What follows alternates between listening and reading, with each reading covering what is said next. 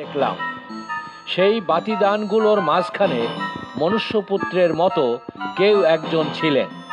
তার পরনে পা পর্যন্ত লম্বা পোশাক ছিল এবং তার বুকে সোনার পটি বাঁধা ছিল।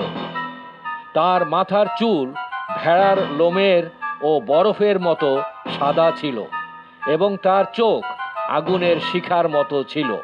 তার পা ছিল আগুনে পুড়িয়ে পরিষ্কার করা খুব চকচকে পিতলের মতো, আর তার গলার স্বর ছিল জোরে বয়ে যাওয়া স্রোতের শব্দের মতো। তিনি তার ডান হাতে 7টা তারা ধরে রেখেছিলেন এবং তার মুখ থেকে একটা ধারালো ছোরা বের হয়ে আসছিল, যার দুদিকেই ধার ছিল।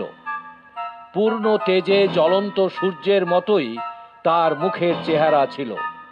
তাকে দেখে আমি মরার মতো তার পায়ের কাছে পড়ে গেলাম। তখন তিনি তার ডান হাত আমার উপরে রেখে বললেন, ভয় করো না, আমি প্রথম ও শেষ, আমি চিরজীবন্ত। আমি মরেছিলাম, আর দেখো এখন আমি যুগ যুগ ধরে চিরকাল জীবিত আছি। আমার কাছে মৃত্যু ও মৃতস্থানের চাবি আছে। এই জন্য তুমি যা দেখলে, যা এখন ঘটছে এবং এই সবের পরে যা ঘটবে, সেই সব লিখে রাখো।